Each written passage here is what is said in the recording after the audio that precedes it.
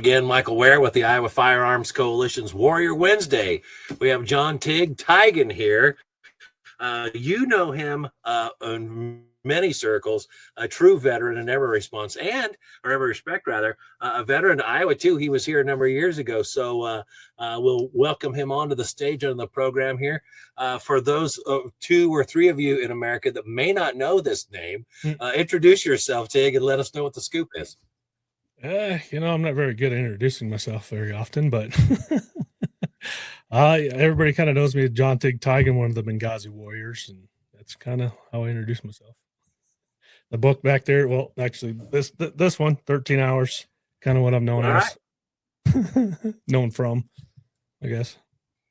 So, yeah, it's been a few years. I've seen the movie. I've read the book. Maybe some others out there have too. Yeah, I haven't read the book yet. I've seen the movie once. Whoa. What? You've never read the book? No, never read the book. So so it's kind of fun. Like, people think like maybe we got together, we talked about the book before we did it, but we never did. I never actually talked to Oz, Tonto, or I got to make sure I say Jack. And make sure I say his name right, not his real name. I always got to pause. Or OD, I never talked with them. I talked with Oz a little bit beforehand because he lives in Colorado, but we never got together and sat down and talked. We never did before the book. It's how we did it. So I was actually deployed, because I went back and deployed twice, and I was actually on my second deployment when they hit me up and said, "Hey, we're going to do a book. Do you want to be part of it?" And I was sitting there like, I don't know. I talked with a couple of the guys I was over there. I actually talked to one of the guys who was part of the Coast incident when that happened. You guys remember about that one? That's when the suicide bomber that blew himself up and killed seven agency personnel. And I was talking with him. He's like, you might as well. People need to know exactly what happened, kind of like, because people don't really know what happened in the Coast incident because nobody really talked about it. So I said, fine, I'll be part of it. And and so what we did is I got the tape recording. So if I ever really want to know exactly what I said, because over time you kind of forget. It just happens. The minute details of everything. It is what it is. So what we did, we tape recorded what we saw and what we did, and we sent it to the author. And the author just meshed everything together. If he wanted more clarity of everything, he would call us and say, "So give me more detail of how this happened." Or he would say, "Well, this guy said this." So there's stuff that I actually didn't record and tell the author, because especially stuff like that happened between me and Roan, because Roan died. But what happened was Roan told Oz about stuff. So that stuff, the author would called me, said, "Well, Oz said this." Well, he's like, "Well, why don't you say that?" Well, it's because between me and Roan's gone. How can you verify something that's just happened between me and him? So that's kind of how stuff came about. And that's how things came together, was, again, just through tape recordings. So a lot of people would think like, well, we came together and just, we made stuff up in the book to kind of make the book better. Well, we didn't. It was just 5 different stories were put together that way. That's how the book came about. So I don't know how more accurate you could get. Well, do you ever wonder if an amalgamation of these different... Oh, yeah.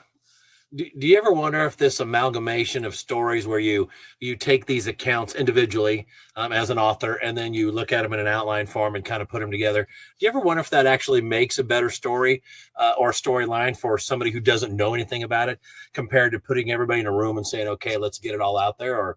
Or what do you think about that? Because they feed off each other, and I think it does, because they would kind of like, "Oh yeah," and they would not really lie, but kind of fib a little bit, storytell. I think, where like when they're put in separate rooms, you get more of the truth than a fairy tale, I guess.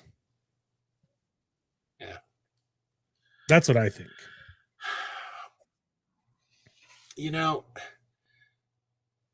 When I sit down and I do these recordings, when we do this Warrior Wednesday podcast, it's very rare that this is going to sound kind of silly.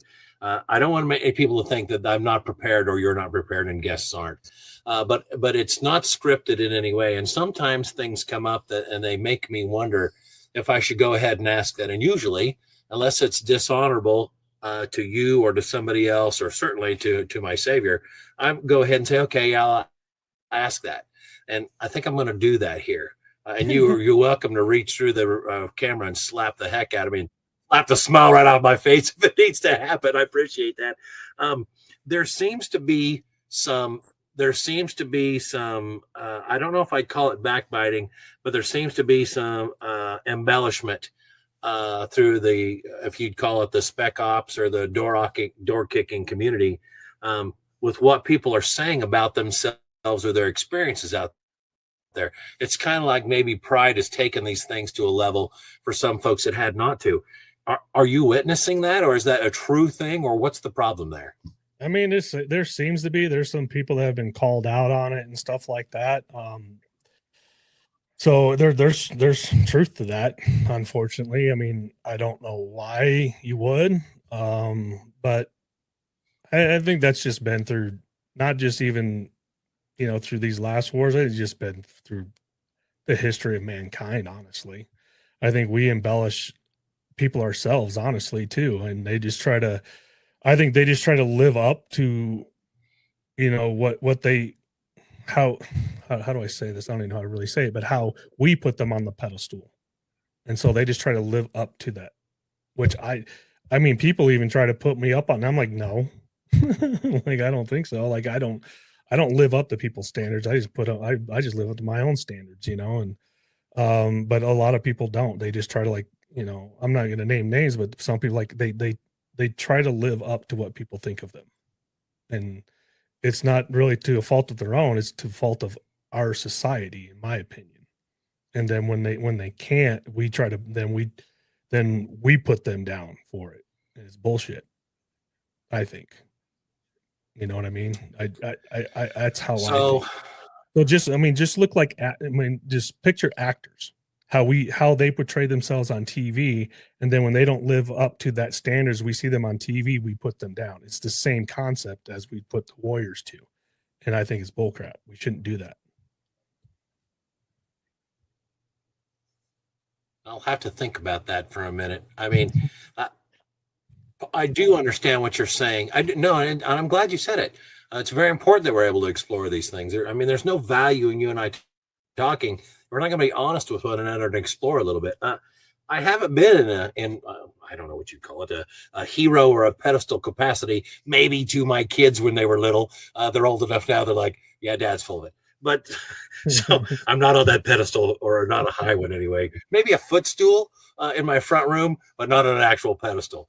But that said, I've never been in that position where I've had to carry that weight. So I don't know much about it. Well, it's kind of like me with my kids. I don't want my kids to think I'm on that high pedestal either, and then to have it crushed.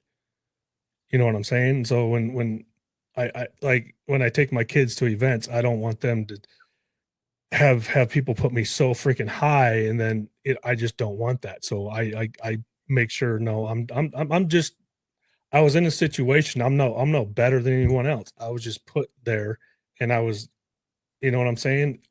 There's thousands of other guys that could have been there and probably did even better than I did. It just is what it is. Or it could have been other guys who did even worse than what I did. But I was just there. I did what I did, and that's it. You know what I'm saying? So I try to keep that mindset, and I try to keep my kids, even though there is a book, there is a movie, yes, but that doesn't make me better or worse or anything else than anyone else. And I try to tell it to my kids so they don't get that, again, that glorified whatever, again, pedestal or whatever about me. And because, again, they're in junior high, and there are kids now who have actually seen the movie, and they brought up, oh my God, your dad's a movie star. He's this, he's that. And they've actually brought up to me and and told their friends, like, no, he's just a normal guy. There's nothing, you know what I'm saying? Besides trying to say, oh yeah, he is that, and not bring up that, I guess, that glorified image. So it kind of helped them kind of deal with that portion of it, I guess. Okay, so you're outlining a societal responsibility that we have not to push people into places of pride, Just if we love them enough, don't do this to them. Number one. And number two, I guess the question that I'd have is, do you believe then that people in those positions, whether they're an actor or whether they're somebody who's elevated into the public persona by choice or just by nature, don't you think that they have a higher responsibility? And if so, how does that manifest itself? Because I think that question should be asked and answered. I mean, some of them put themselves in that situation too. They glorify themselves at the same time.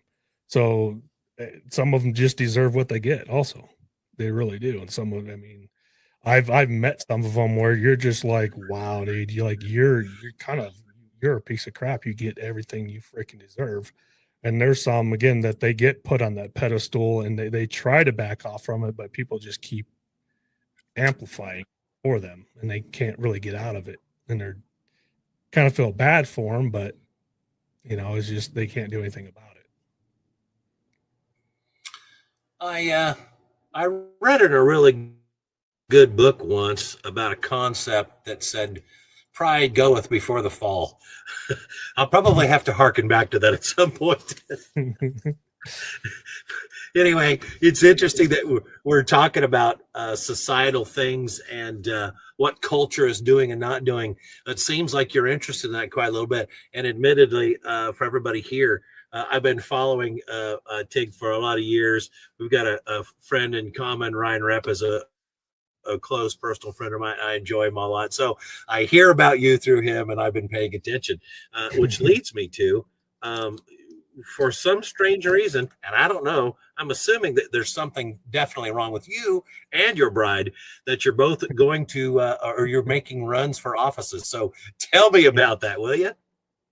So, yeah, I'm making a second attempt for mayor of Colorado Springs.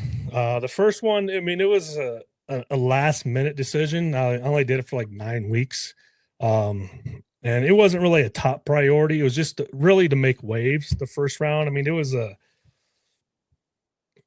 pretty much just to make waves. And this round, it's, I mean, I go in to win regardless, but I knew it was a long shot. This one, more prepared for it. I got a lot of lists going in. They say to come in with like 3 to 4 things. I'm going in more than 3 or 4 things.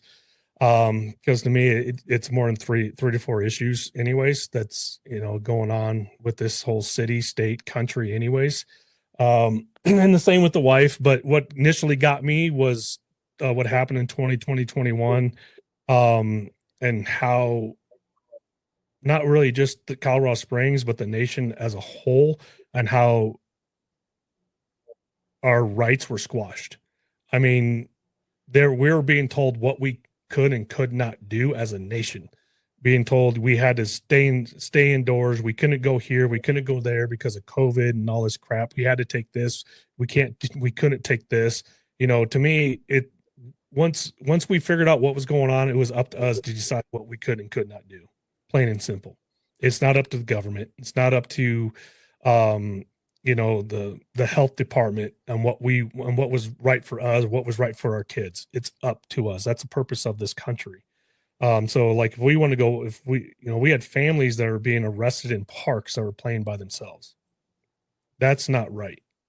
We had the health department shutting down businesses because they want to be open for, for the public, but yet Walmart was open. You know what I'm saying? That's not right. While mom and pop shops couldn't be open. I do. That was, to me, that was just, and then, so that's why I ran. To me, it's taking power away from the government and giving it back to the people, plain and simple. That's why I'm running. And I still am. That's the same with my wife. That's the reason why she's running. It's to take power away from the government, plain and freaking simple. It's not about really writing more policies. If you got somebody running to write more policies, you're stupid for voting for them. I don't care who they are. I don't care if it's Donald Trump. They're there to write more policies to make it to where we have less control of our own lives. That's stupid. If they're going to write more policies to take away power from the government, then vote for them. Plain and simple. that's taken policies away, that's hindered us, that's taken rights away from us, in my opinion. That's just me. You know, I want to go in and give actually more, I would say more control to the police so they can actually do what's right, that they can actually operate with ICE to where the mayor has no control over what the police chief is actually doing in the city, to where as long as he is not violating the Constitution and not violating the rights of the people, the mayor can't control what he's doing. He can control like who he appoints as police chief, but that's it. He should not be controlling the policy of the freaking police. He should be, you know, informing the city on what's going on within the city, not writing more policies to control the populace of the city, to protecting the city. That's what the mayor should be doing, making sure the city is running correctly, make sure the infrastructure of the city is proper. You know, we got so many freaking potholes that it's insane, but the city here in Colorado Springs is focusing on fixing the curbs. You know, you got so many brand new curbs, but you got a freaking 4-foot pothole right next to that curb instead of fixing that. Again, this is just minute stuff, but it's just stupid stuff like that that just makes no sense. They're building thousands of freaking apartment buildings when we're 26,000 to 30 houses short. You know, we look like mini Chicago here in Colorado Springs. We got so many freaking homeless people here. It looks like tent city, you know. There's just, and again, it's just the infrastructure here is collapsing. You know, we got a utilities guy that's making almost over $500,000 a year, when the next city that's just same size, same layout, that's making $300,000 a year. Why is this guy making double of what the next guy's making? It makes no freaking sense. So it's just little things like that again, for me as a mayor, even though the mayor has no control over that, that's over the city council, but he should be informing the city on why this is happening. And this mayor, again, you know, he doesn't do that stuff. And to me, as again, you're supposed to be the leader of the city, but you represent the city, and as the leader, you should be being led by the city, not leading the city. You know what I mean? That's what a leader does. You let the city lead you, not lead the city, I guess is what I'm trying to say. That's what a true leader does, but he's not doing that, in my opinion. It sounds like he's being led by outside influences, just like the previous mayors. Let's say that you're elected mayor. Are you going to wear a Cryptek jacket on day one? Oh, I still got that thing. Yes. That was impressive. When I first saw you and first met you in Iowa in 2017, I didn't know you rolled up in a gray, multicolor, grayscale Cryptek suit coat. And I'm like, I don't know who that guy is, but I like him. You know, and then later on, they're like, well, that's our featured speaker for Firearms and Freedom event or whatever it was that we did back in 2017 at Brownells. And I'm like, I'm going to get along with this guy like peas and carrots. I can appreciate that, but it sounds to me like you're a limited government mayor, Tig. Let me tell you this: if it doesn't work out in Colorado, we'll welcome you to Iowa, because we like that kind of thing around here. And I know what you're saying. Unfortunately, we're not doing as much of that in Iowa as what we can or what we should, but because there are areas that definitely need help. And you're right. It's interesting to hear you speak about some of the things that you notice. And some people are like, well, that's not the biggest problem there. I'm like, no, it may not be, but they are still problems. When we prioritize these things poorly or wrongly, everything downstream becomes a problem or becomes a problem for somebody. And if you're the mayor and if you're trying to run and orchestrate this thing, if you're the leader that's trying to move chess pieces around on the board, you have to have a proper understanding of what the end goal is. And Tig, I just don't think some of these places actually get it at all. They're busy trying to keep everybody happy all the time, which can't happen. Oh no, I'm not. And they're busy squandering everybody's resources, making a mess. Yeah, you can't make everyone happy. It's 1,000% impossible. So I'm not running to make everyone happy. I'm running to make the future better, and that's it. Plain and simple. Because if you're running to try to pretend you're going to make everyone happy, you're gonna fall flat on your face. So again, I've been in leadership for pretty much since I left freaking actually before I even left high school. My first job, I was a lead cook in a restaurant. I was preparing from weekly the restaurant from the food, making sure we had enough prep stuff for the month and the week and all that stuff. So I learned early on how to be prepared for stuff. So all the way from high school until now, I'm dealing with stuff. So you're not going to always make everyone happy. And if you go into something thinking, oh, I'm going to make everyone happy in this city, no, you're not. Just like go all the way up to the president, you're running for everyone, but you're not going to run to make everyone happy. It's just 1,000% impossible. You just got to run to make the future of the city or whatever you're doing. Just like a business, you're not going to make everyone in the business happy the way you run things. You're just not. And when you go into something, if you run on that mindset, you're just going to be better off. But just trying to make sure, again, to me, reducing the government control, reducing that, I would just say just the waste and the abuse, it's just going to be better off. There's 500,000 people in this city in Colorado Springs, and it's just growing. And, it's going to take, even if I do 8 years here, because that's all you can do in mayor here in Colorado Springs, it's going to take generations to fix what's wrong. And again, it's just taking away that red tape, that oversight, and just make sure it can't come back. And that's the only thing you can really do. I mean, it's a strong mayor.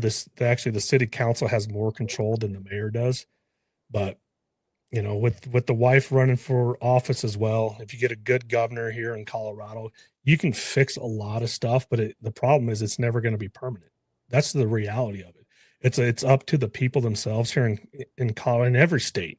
It's up to the people to actually step up and make the true difference. What we saw in the last election, people got complacent. Trump's in office. Depends on whatever you left, right, whatever you want to do, but people get complacent. People didn't turn out the way they did, and we saw that sweep that came through. That's the roller coaster this country keeps taking, because people, they don't turn out. We just keep doing that roller coaster back and forth, up and down. But if you want real freaking change, you need to pay attention to your local elections. Quit paying attention to those national elections. Look at your local level. If you want true change, that's where it's going to happen. Change your city, change your state, change your school boards, pay attention to what your kids are learning. That's where it's going to change. Because, if at my other podcast, my podcast that I do, Modern Patriot, I've been learning a lot. I don't do guests on it. I did that because I wanted to learn. Man, I'm telling you, it hit me off the more I learn. But our education system, that's if you want to see why we're failing in this nation, that's where it started. The progressives started that stuff way back in the 60s. And that's why we are where we are. They actually started in the colleges. They started flipping those teachers, and now we're seeing it. What they started back in the 40s and 60s, we're seeing it now in our grade schools and up, because they started in the college. They started putting those progressive teachers in there, teaching our teachers and teaching those our future teachers, which are now pretty much in our grade schools. And it's going to take us decades to undo what they did, because back in the 80s, pretty much when I started school, was when that stupid crap really started. And that's why kids now, adults, pretty much as what we are right now, honestly, we're pretty much at maybe an 8th grade reading level technically, when our founders, when they were like pretty much my kids' age, 13, they're writing thesis papers. You take a 13-year-old now and sit them down, they can't even read a thesis paper. You know what I'm saying? So if you want to fix this country, start with the education of our kids. Start at the school boards, people. Again, I'm telling you, pay attention, start voting. Otherwise, nothing's going to change. It's just going to get worse. Sorry, I went on a rant. Well, okay, so you've outlined some things that bear some fleshing out, and you've done a really good job of that. Because I think what I'm hearing you say is there's an inherent selfishness associated with most of the people that are out there around us, because they're able more and more all the time to it doesn't matter if it's Amazon or going through the chow line at McDonald's, whatever, we'll make it your way. So everybody's not asking, they're dictating they get the world on their time and on their terms. And so when people get what they want the way they want it all the time, and I'm not saying that they shouldn't sometimes do that, but when they get it so often, the only thing that really motivates them is when they're mad. So the only time people want to go vote is when they're butthurt, is when they're upset. That's when they turn out and vote. Otherwise, you're right. We sit back like, oh, Trumpy's in office. I don't have anything to worry about. And they put their cap down low and they stick their feet up on the coffee table and they don't do squat. Well, that isn't going to work. If you want to make a shape on the future, you're right. Local elections are where it's at. That's how it starts. And it buds from there. I'm curious, though, and I do want to ask this question.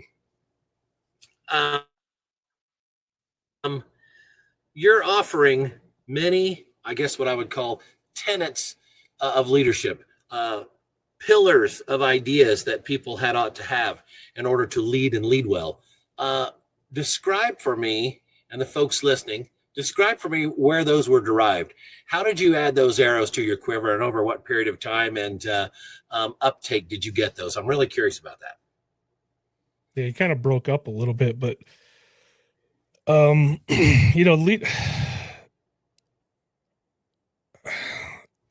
think it's just having a good, solid, moral, grounded foundation, honestly, and just sticking to it.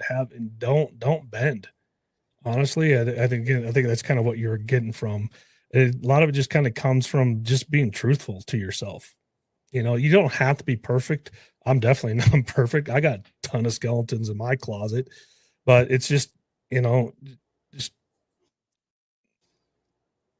again, just trying to be just morally grounded. Honestly, I think that's kind of where true good leadership comes from. And, the more I learn, actually, again, just the Modern Patriot Pot, that's where that book came from right there. I did a 13 series from the Modern Patriot, and I just kind of, I did all that research, and I was like, what the hell am I going to do with this stuff? And so I just kind of threw it in that book. Again, it's kind of just more about just blunt, straight truth about the American history, kind of what I did with it. But for the leadership just kind of came from, I don't really know, because I didn't really have a solid base growing up. I think a lot of it just came from the military and just things that I saw and went through. I had, pretty good foundation. I want to say really a Christian background. I would say more of like a faithful background, just from growing up, going in and out of church and stuff like that. But just being truthful, honestly. I always had a hard time lying. And not really to get myself out of trouble. Told white lies to get out of trouble for the most part, but I never really lied, I guess you could say. But white lies, yeah, somewhat. But I had a hard time just blatantly lying. Always did. I'd always kind of pretty much told, even if I got myself in trouble, I just had a hard time doing it. I think that's really what it came from. But that's where a good leader comes from, is just, even if it screws you over, just tell the truth. I think that's really what it comes down to, honestly. I've got a mentor who, strong Christian man. I really admire him a lot. And he tells me, obviously I need to be, teaching my son the gospel morning, noon, and night. And I try. Same thing with my daughter. I try to do those things. But he does tell me, he's like, you need to build your home in such a way that the truth wins out over every other good thing. So he said, loyalty is a good thing, but he's like, truth actually should trump loyalty. And he beats it into my head. And I believe that he's right. He's like, you have to create a scenario where your kids can come tell you the truth, even and especially if it's painful. So the other day, my son's recently turned 12. I was bebopping down the hallway, and I look in on the bathroom vanity, and there's a pair of scissors there and some hair. And I'm like, what is that? It's not my wife's, and it sure isn't mine. So I look at it, and there's these little tufts of hair, and I know they came from my son's head because that's the only place something like that's going to come from. So I cleaned it all up, put the scissors away. Yeah, I know. Yeah, you're picturing it. You got kids. So fast forward the next morning, we're getting ready for school, and I'm like, hey, by the way, I said, I like your hair. I said, are you doing something different with it? No. And I'm like, I saw, it's kind of funny we're talking about, I said, I saw a few tufts of hair on the bathroom vanity. I said, do you know anything about that? No. And I'm like, really? You have no idea at all what I'm talking about. And he's like, I'm sorry, I guess I don't. You know, I'm like, I think that you're lying. No, I'm not. I'm like, well, let's say that you are. What's going to happen if you're lying? He's like, I cut my hair. I'm like, dude, I had to ask you 3 times for you to tell me the truth. I said, the punishment is you looking like a scalded turd. That's the punishment, but you didn't need to lie. Why would you do that? You know? So we had to go back to the beginning and start over. And it's just the way it is. It's constant. I understand that, but we really need to encourage in children not to lie so they understand what's going on, because I can't expect them to be good adults or decent to their employers or their spouse or their friends if they're going to fib all the time. So, I mean, when you talk about having a propensity away from lying, that's very few people, Tig. Most people are quite content with fibbing. They really are. Yeah, big time. You can usually tell when somebody's lying too. It's usually fairly easy. People are so deceitful nowadays. So deceitful. And yeah. So, I mean, I'm the same way. Usually, you know, I usually tell my kids the biggest thing is, you know, you're going to get a way more trouble if I find out you're lying versus you just tell me the truth. Just get it over with. It is what it is. Because if you lie, it's going to be 1,000 times worse. You get, it's funny. Like even when you're speeding, get pulled over by the cops, get nailed by the cops, it's just like, you know how fast you're going. Sometimes I wouldn't know, but when I go, I'm like, I think I was going at least, 92. The cop would just look, actually it was 91, and then sometimes just go, all right, I'll let you off. Because they're like shocked, like you're telling me the truth. Sometimes, like, honestly, I don't really know, one time I think I was hauling out through Texas, going through Childress. Everybody knows you don't fly it. You don't haul ass through Childress, people. Just don't do it. I think I was going like 103 and, and I was passing the semi and the cop was just on the front end of the semi and I knew it. I was like, crap, and you saw the lights go. I was like, oh, I'll just pull over, get it over with so I can get going again. He goes, he comes up and he goes, how fast you're going? I was going, I was at least going over 90. He goes, yep, you're going 103. I think that was a $300 ticket. They don't care. Because that's their revenue. But, speeding out, there's no points or nothing like that. It's just a fine. So I don't care if I speed out of state, but anyways, but that's just being honest, honestly, it is what it is. I got a lead foot, but that's not, but I that's think not that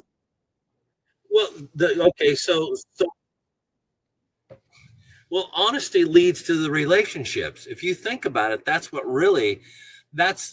I think that you can make an argument that that's what law is. Law lays down a mutual expectation between you and I, Tig, that we know how we're going to interact, because it says that we shall do this and we shall not do that.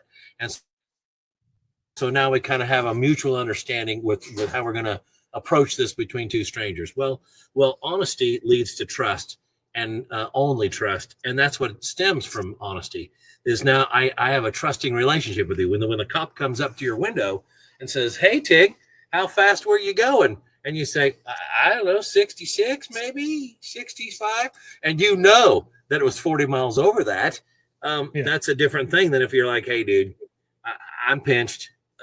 Give it to me. I got it coming. Those are two different things. Yeah, and you got those people who just straight up argue, what the hell you pulled me? I wasn't doing anything wrong. It's like, really, dude? We had one guy when I was actually going through Blackwater my first time going through the train up. we all did because there's like 4 of us in the vehicle. We did a peer review and got him kicked off because again, it's just one of those things. He tried to pull the I'm a whole veteran card. It's like, dude, we don't want to work with you. That type of, because we were hauling ass. But instead of just, like, yeah, he was speeding, he just got an attitude immediately. It's like, dude, that we don't want nothing to do with you. I don't want to work with you. I don't want to be around you. There's a highway patrol dude just doing his job. He pulled you over for speeding. When we looked down, the cop walked by. He's like, dude, what the hell are you doing? Shut up and just deal with it. Cop came back, same attitude. But anyways, it just goes back, like, why are you doing that to this guy? For one, just going off a whole other subject, and these guys are coming to your car. How many cops have been shot just doing that kind of stuff? Like, they're on high alert for one.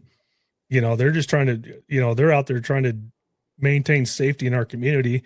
Me speeding, everyone speeding, that is a hazard to the community, especially when people don't know how to drive, for one. They're just trying to maintain an order within our society. That's all they're doing. But you coming up having an attitude because you got pulled over because you're doing something stupid, that's stupid. But just trying to keep that honesty and just, yeah, like I say, that's just order within our society for one. But yeah, you just blatantly lying, that's a problem with you. That just shows that you have a big issue. And you're probably lying about multiple other things on top of that after that. But anyways, yeah, honesty goes a long ways through society.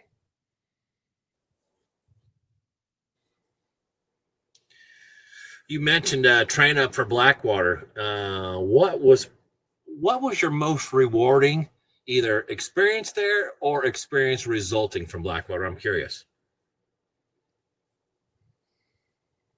There was actually quite a bit. I don't think it was really just one.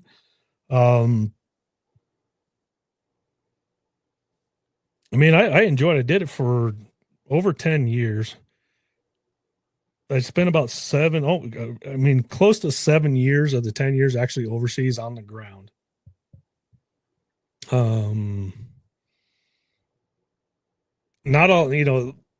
was not a lot of action, but we did a lot of, covert stuff where, got a lot of HVTs whacked, it wasn't a lot of gunfights, just because we weren't supposed to be in a lot of gunfights. So a lot of, I don't want to say black ops. Black ops are actually, I did some that they considered black ops are actually pretty boring.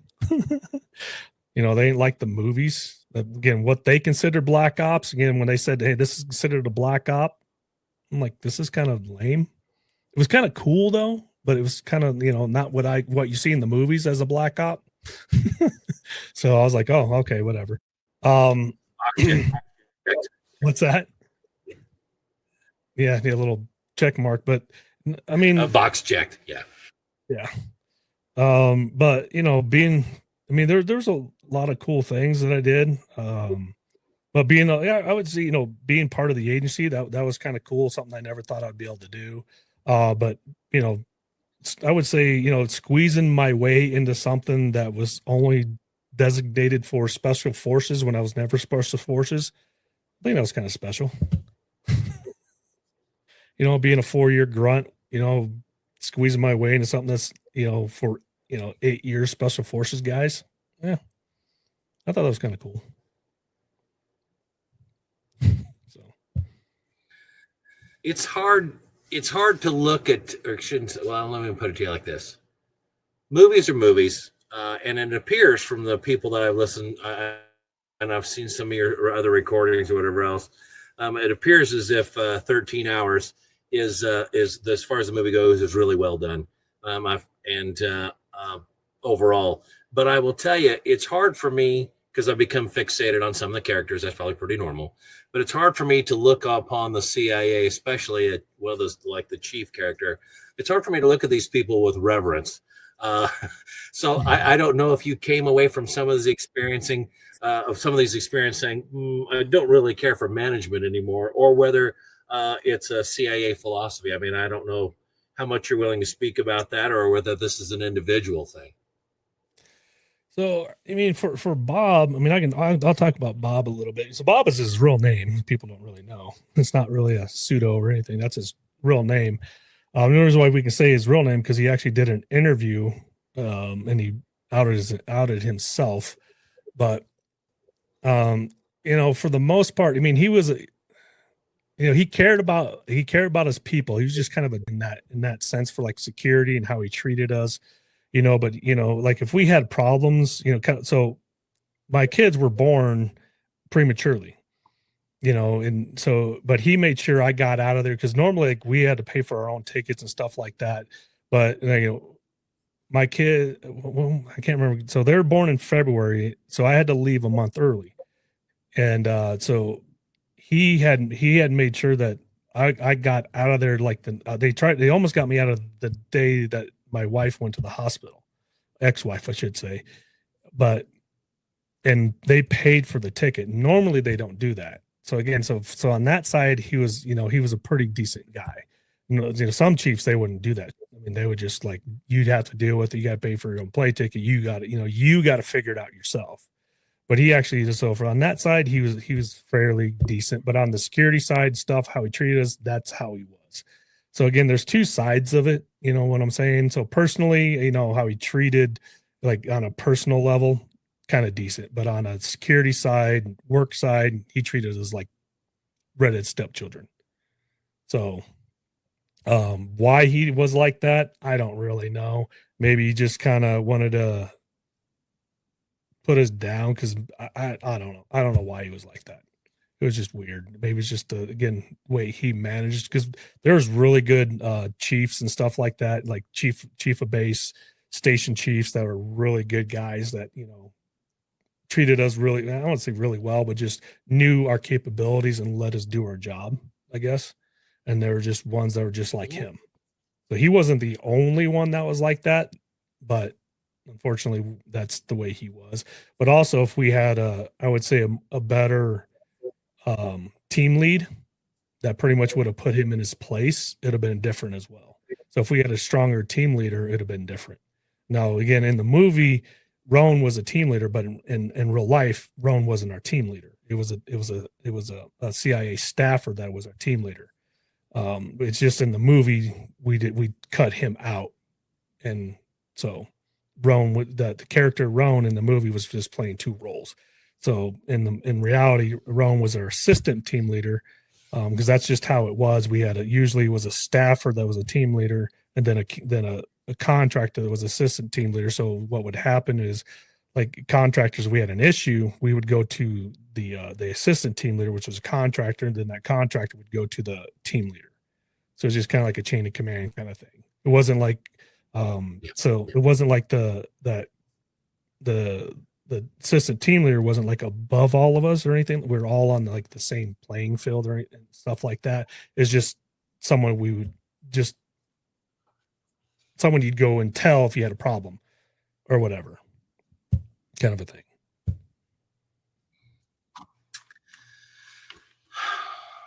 Well, it makes me think about this a little bit differently. Books are books, films are films, and you really don't know unless you're there. And sometimes even when you talk with people who are there, you're still getting paraphrased ideas of huge lapse of time. I mean, and the other thing about this is, I think, and I know that you know this because you do lots and lots of speaking engagements, most people have a hard time with contextual ideas like this because the majority of people that you're in front of, I have no doubt, some of them have never been out of their state, much less out of the United States. And if the handful that do say they've been out will tell you, yes, of course I travel abroad. Oh yeah, where do you go? Cozumel. And they'll some trip to a Mexican beach qualifies as being a world traveler. They haven't experienced other cultures or a walk down other streets. They don't understand that when you show up in Europe, the Blue H is a hospital. You know what I mean? So it's hotel. You know what I mean? They don't know these things. So when you see some of these movies that depict the places that you were in 13 hours, when you're in Libya and you're looking around, dude, it is really different in some aspects, in many aspects, and then the cultural differences don't seem to translate for the American market. So sometimes we look at these movies and we get a romantic idea of who you are, who your cohorts were and weren't. And I say all that just to say, A, cut these guys some slack if you're out there listening, because you don't know if you haven't been there, number one. And number two, and I know that you hear this, especially on certain times in certain places, but I say it because I mean it, and I'm speaking for a lot of folks at IFC. Tig, I really appreciate your work, and I recognize your sacrifice, and I also recognize the sacrifice of your family, spouse, and friends, because you're not able to pick up and go other places and do these things without having a significant support network at home, and it comes as a real cost to those people. So from the bottom of my heart, I appreciate you and the people like you and their supports for allowing you to do your work, because I know it comes at a cost. Thank you for that. I appreciate it, man. Thank you. Yeah, appreciate it. So we've covered, oh, sorry, go ahead. No, I'm good. We've covered tigformayor.com. And then, of course, there's Tiegen. So TIGEN.com. You can look at both of those sites so that you can get where you need to go. We've had Tig come out and speak with us before. And then also, let's see, there's been some other Benghazi clan. Tonto was here a few years ago at IFC's 2A Day. You did Firearms and Freedom for us back in 2017. I don't think we've talked with other folks here in the state about their time there or their work there, but it's a story for me personally that's absolutely unforgettable. It's relatable. I think I try and understand what's going on there, and I have I shouldn't say hatred, because I don't think that's right, but there's an intensity associated with hanging people out to dry and then fibbing about it. And so it's a story that I'm hoping that I don't forget, if that makes sense. Yeah, no, I get it. So again, there's a lot of things that I learned years later. So again, it wasn't all, so I like to set the record straight. So Hillary Clinton technically didn't leave us out to dry. It was the agency. It was their fault that no help came. So I don't know if, so to clear that part up, I know, I tick a lot of people off when I say that. Because it was our team leader after our first, so when we got back to the annex, we got attacked, and it was about 1:30 in the morning when there was the medical bird out of Germany that actually had radio and said, "Hey, we want to come. We want to come to Benghazi to provide medical aid." Our team leader actually sent a cable and said, "No, we don't need your help." That cable right there is what told everybody to stand down. That's why nobody came. That's why everybody got turned around. It wasn't that Hillary Clinton told everyone to stand down. No, you can't go. It was that one cable right there. Again, I didn't know this until 10 years later. So it wasn't that Hillary told or anything like that. It was that cable right there that told the military to stand down. That's why everyone got turned away. So even though, yeah, there was probably cable traffic that told everyone to stand down, but that was why. It was that one cable. It was our team leader. Regardless if it was intent or not, which I don't think it was.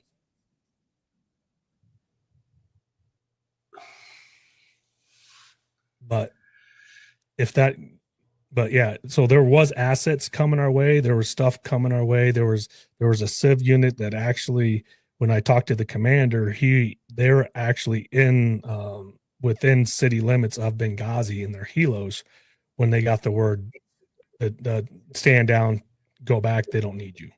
But it was that cable was the reason why. And the cable was sufficient enough to nullify any ongoing help that you may need, despite some of the other things that are depicted, like having eyes on. Yep. Well, because the drone that we had overhead didn't have eyes on our compound. They didn't know we were being attacked.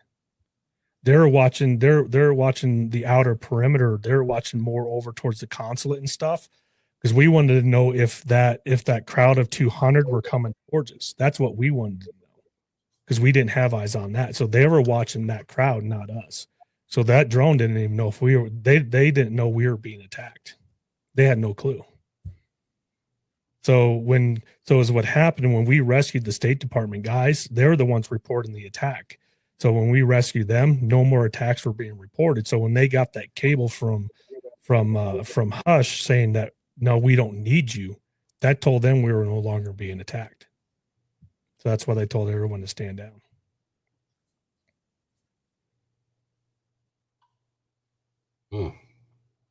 Yep.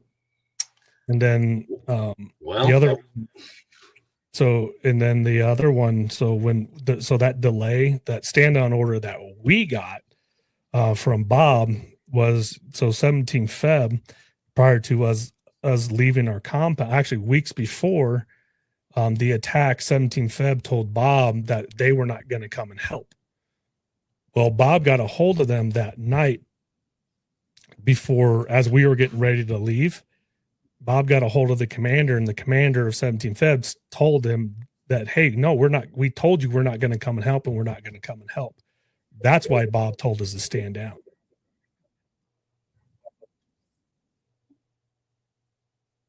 And again, that stand down order caused the death of Ambassador Stevens and Sean Smith outside of the smoke inhalation. And just again, to clarify, they died of smoke inhalation. Ambassador Stevens was never raped, mutilated, or tortured. That never happened.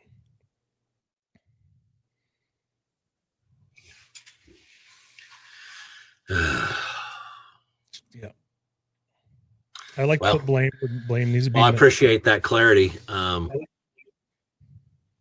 Yeah, I can appreciate that. If it's okay, I'm not a Hillary fan, but this does help. Yeah, I'm not either. I'm not saying so. It's still her fault, because you got to remember the consulate was attacked twice prior. They knew it was coming. They were warned about it coming. They laid out the attack plan. They said they're going to attack the USAID. They said they're going to attack the Brits, and there was another, like two more they were going to do, and they did exactly what they said. They're going to attack the US next. They did exactly like that, and then the US was next, and the consulate was attacked twice prior. I was there the second time it got attacked, and the security there was nil and void pretty much. And the security guys were asking for more support, and more gear, more equipment, and it kept getting denied. So still, if they were given what they were asked for, it still wouldn't have happened. And if it did, they would have been able to repel the attack. So I'm not saying it's not Hillary's fault. It still is Hillary Clinton's fault. Don't get me wrong. That's not what I'm saying. It's still her fault. So I just wanted to clarify, everything that happened on the way it happened. Okay, thank you. Whew-wee. I'm gonna have to take some time and digest that, because I know that you know this, but when you're out here and you're watching these movies and you've got this literal bird's eye view of all these things taking shape, because they take liberties, if you want to call it that, with movies, because they're trying in 2 hours to depict all of these moving parts and tell a really comprehensive story. And so I have to forgive them that, if you want to say it that way, because they formulate in your mind their view of what this reality was or wasn't. And sometimes we take it away, and sometimes there's a more artistic license than we may like. But I do appreciate that clarity. Thank you for that. So is there anything else that we need to know about that we may not? There's another book that Sarah Adams did, and actually Boone did. Boone was one of the other GRS guys that was there with us, and they lay out who the attackers were. So actually, I think that they talk about what I just talked about in their book. And so the people who attacked the consulate are not the same people who attacked us at the annex. Two different groups. And actually, it was 17 Feb and so it was a different group, two different. So it was the ones who actually escorted the Tripoli team to our compound, or the ones who attacked us, along with 17 Feb. 17 Feb was the one who launched the mortars that killed Ronan Bub. And that's kind of, I think that's about the most updated information that I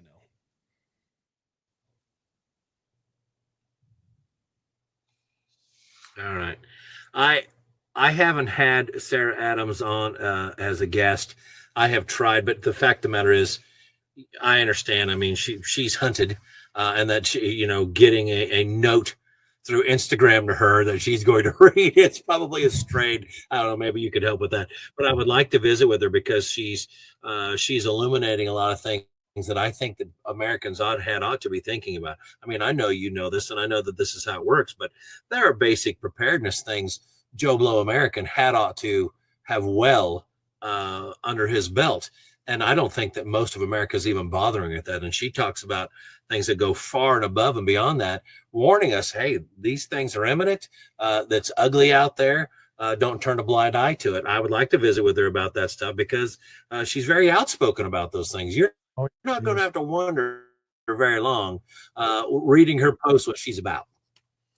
Yeah, I mean, she's got some scary information out there, kind of, pretty much our own October 7th Homeland Attack events. Pretty much starting, she believes, they're planning like starting this month, actually. So that's where she says that, anytime pretty much now until, infinity, I guess, that where she says it's starting. I mean, she kind of, I think in 2024 said, again, they're going to start doing this. I think it was the truck incident and stuff like that. She talked about that, and that ended up happening. That's the one with the dude rammed the truck in New Orleans, and stuff like that. So she's had some prediction on that's came, like, I wouldn't say predictions, but predictions that's come to light. So, and saying that they're going to start with, again, doing the airline stuff. So kind of take what that's worth. But yeah, not good. It's it would be easy with some of the subject matter that we're going over to become discouraged about what we see going on and about what the world may or may not have to offer us, or certainly our children. But it is a ray of sunshine when we think back to some of the other things that we have talked about earlier in the show, because you're talking about running for mayor. You're talking about trying to make a difference. You're talking about putting yourself into something that's bigger and more important than you are as an individual. And so for those of you listening out there, I don't think in any way Tig is saying it's all bad, or Sarah's saying it's all bad, or that I'm saying it's all bad. I think we're saying it's worth doing something about. So engage, apply yourself, get out there and get something done. Be a positive part of this thing. I mean, be part of the solution and stop being the problem. That's kind of the way I look at it. Yeah, make a difference. Don't wait for somebody else to do it. That's what I kind of said. You're always waiting for somebody else to step up. If you are, then step up. Don't wait. Just even if you don't win, step up. Who cares? You just coming up and being doing a debate, you may make a difference in somebody else and stepping up, or thinking something different, stepping up. That's, even like when I ran the first time, I knew it was a long shot, but I made, I scared the crap out of the people that were running. For the most part, they had to double their funding. They went from $500,000 to $1 million, and I raised 20 grand. I don't care. Again, that's what the difference is. Step up, be a voice to be heard, regardless if you win or not. If you win, good. Be the difference. That's the whole point of being in this country. Be the difference. So, well, it's not for me. It's that is a prerequisite. I think you've got to step up and engage. The other thing that if it's okay, I'd like to add to that, and it's I think you absolutely have a responsibility to be informed. I can remember a few years ago, there was I lived near a town of about 1,000 people. We're a couple miles from town, and they were some of the local. I don't know if you progressive ideas said we're going to do a walkout and protest of gun violence, and they were using those two words together, even though it's a total misnomer. I don't even like using them together like that. Mm-hmm. But they did, and we're going to do this, and so people reached out. Oh, Michael, are you going to have a problem with this? And I'm like, well, why would I have a problem with it? Well, you're the other side of the argument. I'm like, no, I've got no issue at all with these teenagers walking out of school and sitting down in some sort of nonviolent protest. But I will tell you this. I'm willing to go out and sit beside them and support not of what they want, but of their gumption, of their guts to do it, as long as they can tell me what it is that they're protesting for and articulate exactly what it is they're protesting against. If they can give me the tenets of their position and the tenets of mine, because they actually have endeavored to understand it, I will sit beside them in solidarity of their ability to do that in this country. Now, if they can't do that, I would tell you, as school board members, as school administration, I'm not real keen on you allowing them to do that if they can't even talk to you about what the heck they're doing or why. So if they can't give you the juxtaposition of their position, I think they're just being ignorant and silly. So I think that we absolutely have to engage and understand not only ourselves, but certainly our opponent, because that's the only loving way to do this. And if we're not going to do it in a loving fashion, though, why bother? It's a waste of our time. No, I agree. Exactly. So, 100%. All right. Well, we've got tigformayor.com, Tiegen, TIGTIEGEN.com. You can check him out. I'm sure if you haven't heard of him, go watch the movie, go rent the book. Certainly, if you've got things coming up and you'd like to hear an honest take on something that you thought you understood, but you want to hear it from the horse's mouth and ask questions and be part of something like that, see if Tig will come speak for you. See what it takes to get him into the neighborhood and to visit with your people. I've been in front of him a few times now, and I've enjoyed the heck out of it. Good stories. It's not the same if you're going to watch a few snippets here and there on the internet. It's not the same as being in front of a passionate explanation of some of these things. So thank you for your willingness to come on today. I'm going to, if you don't mind, you seem like you're quick and you're short and sweet, but why don't you lead us out with whatever it is you'd like for us to know, and then I'll play our outro. Go ahead, T.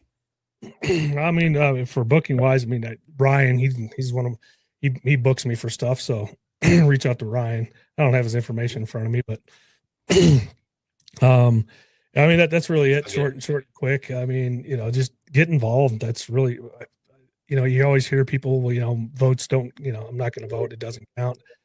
That's why we're in the situation that we're in, because that mindset. I mean, I've voted ever since I could, and regardless if I think it doesn't, sometimes I don't, but I still do it anyways, because if I don't vote, it definitely ain't going to count. That's the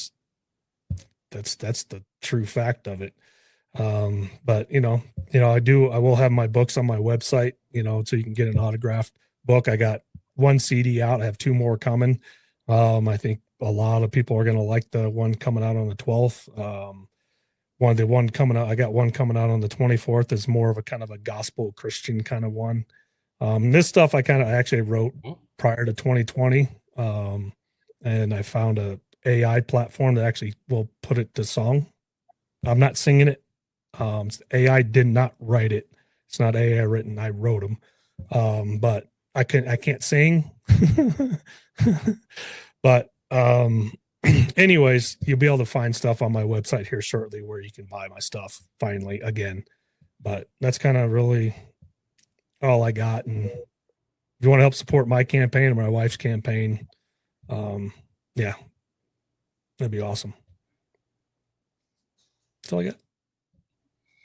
Thank you. So Benghazi, veteran, running for office, apparently accomplished shower singer, and more. Let's see if we can get elected mayor of Colorado Springs and clean up that one horse town. Michael Ware with Warrior Wednesday. We appreciate you. John Tiegen, thank you very much. And thank you, everybody out there. If you want to see more of this, let us know. If you've got guests you'd like us to book, let us know. Join